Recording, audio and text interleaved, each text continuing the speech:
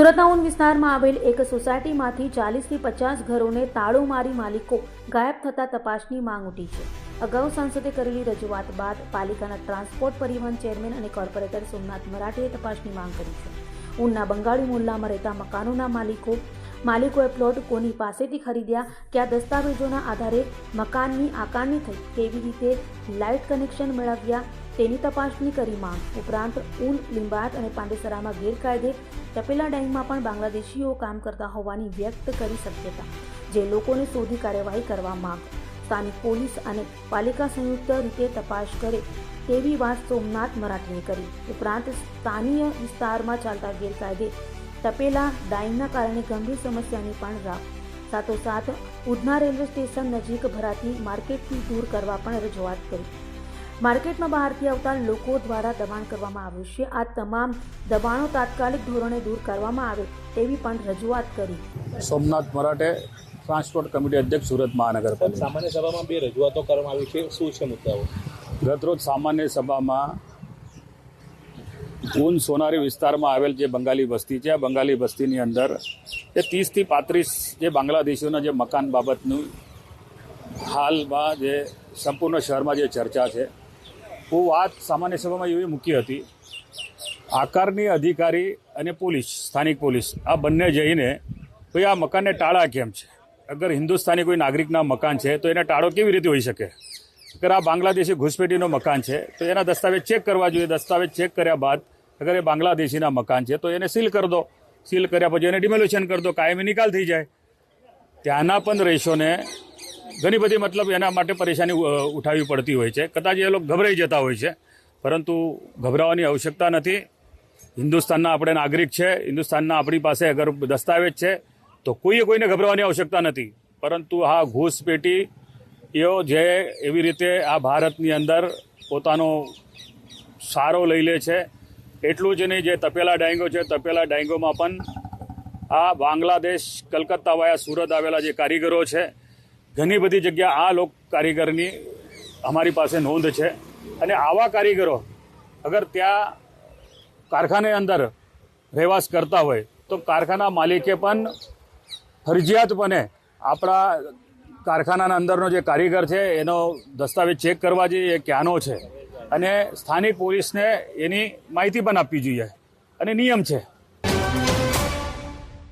ઉત્તરાયણ પર્વની હવે ગણતરીના દિવસો બાકી છે, ત્યારે સુરતમાં પોલીસે બાઇક ચાલકોની સેફટીને ધ્યાનમાં રાખી બાઇક પર સેફટી ગાર્ડ લગાવી તેમની સુરક્ષા સુનિશ્ચિત કરી છે। સુરતની રાંદેર પોલીસે જિંદગી જીવદયા અભિયાન ટ્રસ્ટ અને રાંદેર પોલીસ ટીમે અડાજણ રિષભચા રસ્તા વિસ્તારમાં જે રાહદારીઓ પસાર થઈ રહ્યા હતા તેમને બાઇક પર સેફટી ગાર્ડ લગાવી અને ઉત્તરાયણના પર્વ દરમિયાન કઈ રીતે સાવચેતી રાખી શકાય તે અંગે માર્ગદર્શન આપવામાં આવ્યું હતું। આ સાથે જ ઉત્તરાયણ પર્વમાં ઘાતક ચાઇનીઝ દોરીનું જો વેચાણ થતું હોય તો તાત્કાલિક પોલીસને જાણ કરવા માટે પણ સમજાવવામાં આવ્યું હતું। રાંદેર પીઆઈ આરજે ચૌધરી, એમ કે ગોસ્વામી, રાંદેર પોલીસ સ્ટેશન અને અમારી રાંદેર પોલીસ સ્ટેશનની પૂરી ટીમ અને સી ટીમ, સુરત શહેર પોલીસ કમિશનર શ્રી અનુપમસિંહ ગેહલોત સાહેબની સૂચના અને માર્ગદર્શન હેઠળ zone 5 deputy police commissioner Shri Lakhtirsinh Jhala સાહેબની નેતૃત્વ અને ઉપસ્થિતિમાં જિંદગી જીવદયા અભિયાન સંસ્થાના સહભાગીપણે ઋષભ 4 રસ્તા ખાતે 2 વ્હીલર વાહન ચાલકોની સેફટી માટે સેફટી ગાર્ડ લગાવવાની આયોજન કરવામાં આવેલ છે। અને હાલમાં આ ખૂબ સારો એનો રિસ્પોન્સ મળ્યો છે। ખૂબ મોટી સંખ્યામાં લોકો સેફટી ગાર્ડ લગાવાઈ રહ્યા છે, અને અમારી આ પ્રસંગ નિમિત્તે પ્રજાને અપીલ છે કે તેઓ પોતાના વાહન પર અવશ્ય સેફટી ગાર્ડ લગાવે, તેમજ રોડ પર નીકળતી વખતે પોતાનું વાહન ધીમી સ્પીડમાં રાખે, જેથી કરીને અચાનક કોઈ દોરી આવી જાય તો ખ્યાલ આવે અને એક ગંભીર ઈજામાંથી પોતાની જિંદગીને બચાવી શકાય। સાથે સાથે આ જે સંસ્થા છે જિંદગી જીવદયા અભિયાન, એ સંસ્થા ઘાયલ પક્ષીઓની પણ સારવાર ને બચાવ કાર્ય કરી રહેલ છે, જેથી કરીને આપના ધ્યાનમાં કોઈ આ પ્રસંગે કોઈ ઉત્તરાયણના તહેવાર નિમિત્તે કોઈ ઘાયલ પક્ષી દોરીથી થયેલ હોય અને આવો કોઈ બનાવ ધ્યાનમાં આવે તો સંસ્થાનો અવશ્ય સંપર્ક કરી અને આ પક્ષીની જિંદગી બચાવવામાં આપ સહભાગી બની શકશો। તો આ બાબતે યોગ્ય આપ કાળજી લેશો। ધન્યવાદ। નર્બન સીપી સાહેબની નાસ્તા પડતા આરોપી પકડવાની ઝુંબેશ ચાલુ હતી દરમિયાન ક્રાઇમ બ્રાન્ચને બાતમી મળેલી કે સચિન પોલીસ સ્ટેશનમાં 2.5 વર્ષના બાળકની ખંડણીના આરોપી 5 લાખની ખંડણી માંગવામાં આવેલી હતી। એનો આરોપી નાસ્તો પડતો, જેનું 70 મુજબનું નામદાર કોર્ટ દ્વારા વોરંટ ઇસ્યુ કરવામાં આવ્યું છે, જેનું નામ છે કૃષ્ણા બાસો કેવટ, જે તામિલનાડુના સેલમ શહેરમાં છે. એવી બાતમીના આધારે ક્રાઇમબ્રાન્ચની ટીમ ત્યાં જઈ અને પકડી પાડવામાં આવેલ અને આના જે અગાઉના આરોપી છે, સહારોપીઓ, એમને જે બાળકીનું અપહરણ કર્યું હતું એને પટના રેલવે સ્ટેશન પરથી ક્રાઇમબ્રાન્ચની ટીમે જઈ અને છોડાવેલ હતો. જે તે વખતમાં આ આરોપી ત્યાંથી ભાગી ગયેલ હતો અને એને આજરોજ ક્રાઇમબ્રાન્ચે પકડી પાડેલ છે. સુરત રેલવે પોલીસ સ્ટેશન ખાતે ગઈ 16મી તારીખે ચોરીનો બનાવ નોંધવામાં આવેલો હતો. આની વિગત એવી છે કે રાજસ્થાનથી શ્રી નેમિચંદજી જૈન સુરત આવ્યા હતા. ત્યારે જ્યારે પ્લેટફોર્મ નંબર 2 ઉપર એ ઉતર્યા હતા, એના પછી એમના એક જે પર્સ છે જેમાં સોનાના દાગીનાઓ હતા એ બધું ચોરાઈ ગયા હતા એવી ફરિયાદ નોંધાઈ હતી.